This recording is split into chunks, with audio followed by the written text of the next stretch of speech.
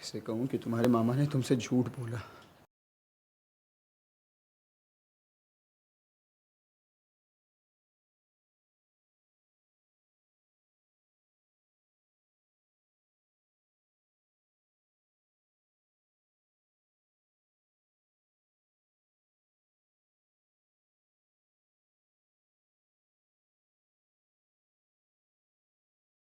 माँ कहती है हम सामने वाले से आके तब नहीं मिल लेते जब हम झूठ छुपाते हैं।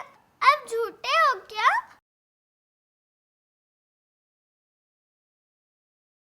लेकिन अगर तुम उसके होने वाले पति होते तो कैसी शर्त रखने वाली लड़की से विवाह करते? तो मैं भी शर्त रखता उस लड़की के आगे, और अगर उसे मेरी शर्त मंजूर होती तो मैं उसका हाथ इतनी मजबूती से थामता कि वो ऐसे ही समाज के सामने अपने शर्त रखती रहे।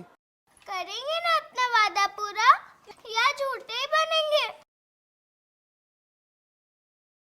रुकिए, अच्छा लगेगा लाल मुंह वाले बंदर बने घूमेंगे।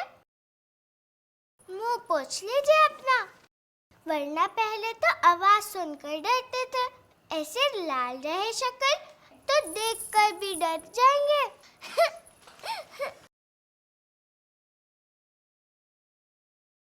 रुकिए, वो नववधु शादी के बाद पहली बार जब अपने पति के साथ मायके जाती है तो उस रस्म को वोष्टोमंगल कहते हैं। ऐसा कहा क्या मैंने? कोई न्योता नहीं आया है, मैं खुद बौंदिता को लेकर जा रहा हूँ। लेकिन भाई तो है ही नहीं, ना मालकिन का ना ही हमारी बहू का।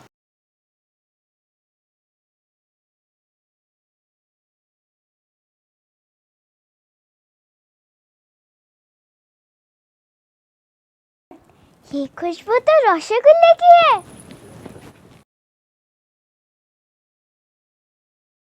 पति बाबू ने भेजा है मेरे लिए, लाओ दो। लो।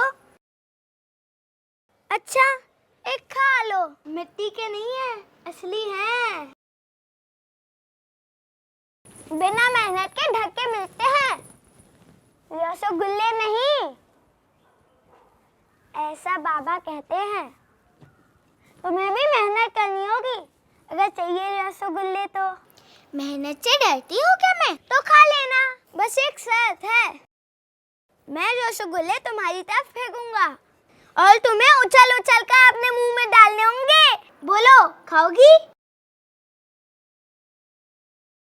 ऐसा कोई खाता है क्या? तुम्हारी मर्जी, वरना ले जाता हूँ मैं वापस। निशाने पे आना नहीं आता है तुझे? ठीक से उछालना नहीं आता तुझे? जहाँ मुंह है वहाँ फेंको ना, जहाँ रसगुल्ले हैं वहाँ उछलो ना।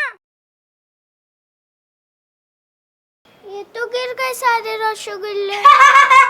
एक भी नहीं मिला खाने को मुझे। नीचे ही तो गिरे, उठा के खा लो। तुम तो जमीन में गिरा हुआ खाती होगी ना। एक और हंडी लेने जा रहा हूँ मैं रसोई से, और हाथों से खाऊंगा, बंदरियों की तरह उछल के नहीं।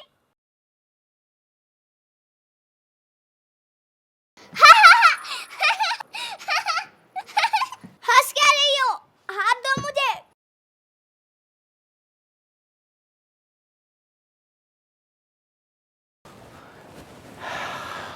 खूब फंसाया आपने त्रिलोचन दाया अनिरुद्ध को। रस्में पूरी करने को कभी भी नहीं मानेगा वो। उस लड़की की विधवा माँ को यहाँ लाने की जिद ही छोड़नी पड़ेगी उसे।